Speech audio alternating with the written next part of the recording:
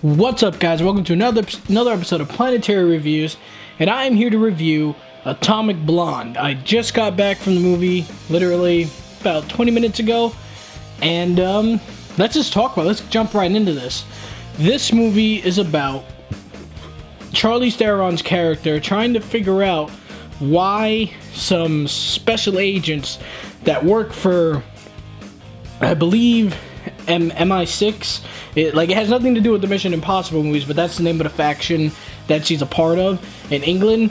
And some of the agents one of the agents got killed, and it is because a list got out to the wrong people, and they have a list of people who are working for all these special agencies and everything, and they are able to take them down because they have all their information, and it is up to Charlize Theron's character to stop that, pretty much. And along the way, you have some action scenes, you have some really cool set pieces, and pretty much when I went into this movie, I was expecting John Wick, but with a chick. That was pretty much what I thought. From all the trailers, that is what I expected. That is not what I got.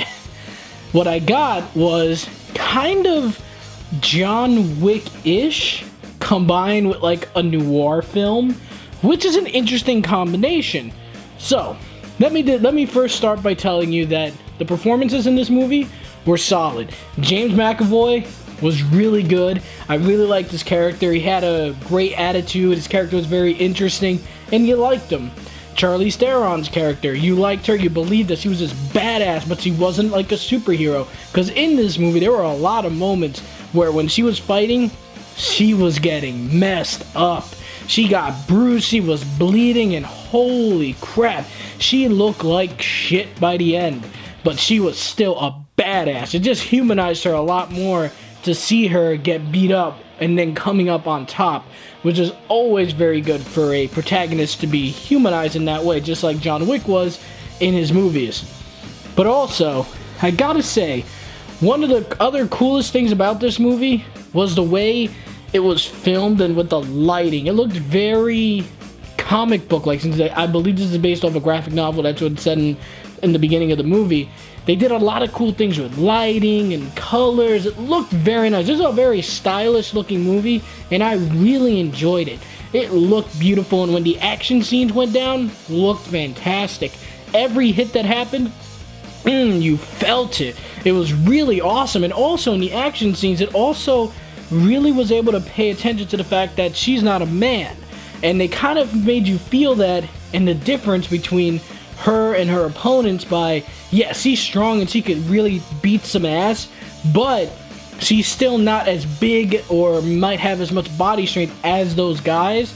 So she has to take down her enemies in different ways, in very unique ways, and work a little bit harder than a man would, but she definitely does a fantastic job at beating them. She has to really use her resources around her to do it. She can't just use brute strength, because sometimes the guys are much bigger than her, and she has to improvise and say, alright, I can't take him down with brute force, but there's things around me that can help me take down this bastard.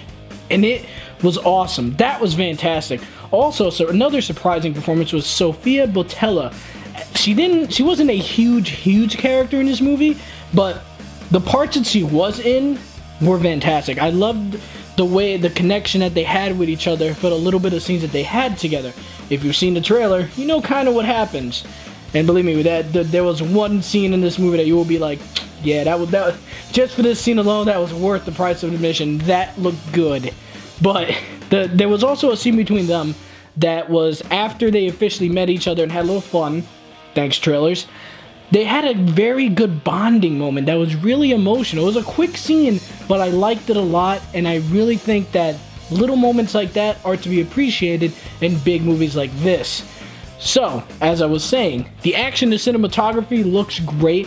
The acting was top-notch. I sometimes felt like Charlize Theron, as much of a badass as she was kind of emotionless. I think that was the point, because she is this special agent who's a badass and trained to be this great fighter and everything, that sometimes you have to be kind of emotionless to do this. But she felt a little bit too lifeless at times. I wasn't really feeling a huge connection with her character I was more liking the characters surrounding her and liking what she was doing. But her character herself wasn't really developed enough for me to care too much about her. And also, there are some flaws with this movie in the fact that the first chunk of this movie is a little boring. I was sitting there was an action scene, and then it was just a lot of just really slow-paced talking, some exposition, and it kind of blew me off a little bit. I was sitting there like, ah, man, all right. And it just kind of had that flow for the first part of the movie. Then this movie gets about halfway through and the big stuff starts to happen. Then the movie goes into overdrive and it really keeps you going, and the story starts getting more and more interesting, and it starts pulling you in more. But that first half can really just keep you, man, it didn't keep me entertained, that first part of the movie. There were 2 action scenes in the beginning that were like, oh cool, that woke me up a little bit. But other than that, it was a little bit slow, and I did not enjoy the beginning there. But once that second half kicks in, with the way the story begins to develop, the way the characters begin to bloom and blossom a little bit, when you start seeing more of the story and like a little bit of twist here and there that are like starting to pop up, the story got really compelling towards like halfway. The rest started getting really, really good.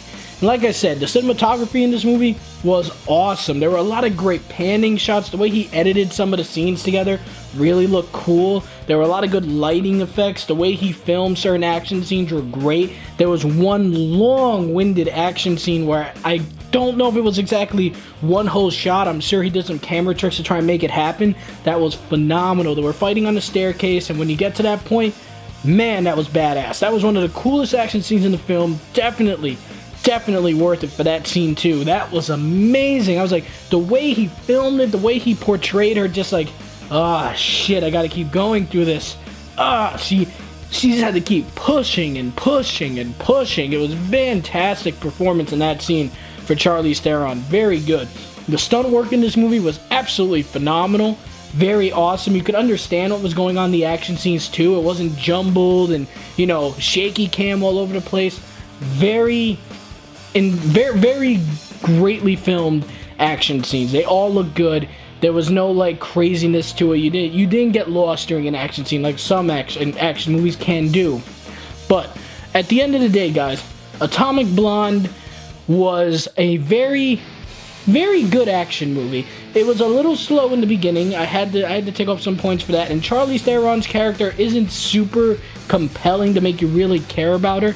And also the plot, while interesting towards the end, it still didn't. This wasn't the main point of the movie. The main point of the movie was mainly just the action. The plot was just kind of like, all right, I guess that was cool, but it wasn't something that made me go, oh man, I'm gonna remember this. That was a good story. No, I'm gonna remember this movie for the colors that they used during the lighting of the movie, the way this movie was filmed.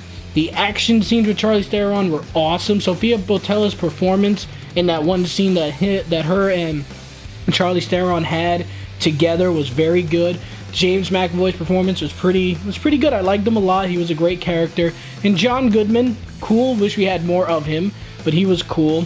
But like I said, it was a slow beginning, and her as a character wasn't enough to keep me super compelled to the character she was playing, and the plot wasn't something that I really wanted to grab. It was really just cool action moments that were filmed really well, and it really amped up towards the end. So at the end of the day, Atomic Blonde gets a B from me. Guys, Atomic Blonde wasn't a John Wick type of movie, but it was definitely still worth the money. I had a great time. If you see it at a matinee price, maybe for cheaper than what, a normal movie ticket would cost, go see it. Or if there's nothing else for you to see right now and you've seen everything that's come out so far and you want to just go see a movie this weekend, check it out. You won't be disappointed 100%, but there are going to be some points where you're going to be like, oh, all right. That was still good, though. It was still good. That's pretty much the way you're going to walk out. That had some flaws, but you know what? It was still good. I came out having a good time. But guys, that's my review for Atomic Blonde. I hope you guys enjoyed that. My next movie review is going to be Dark Tower. Going to be exciting. I think that movie's going to be pretty action-packed. I'm excited to see that. We have our man Matthew McConaughey. Oh, rad. Yeah, that's my crappy impression of him. But, yeah, I'm excited for that film. And then as for next game reviews, I don't really know right now. I haven't looked into everything that's coming out in August, but I'll let you know if I find anything. But as always, guys, thank you so much for watching. Have a great day.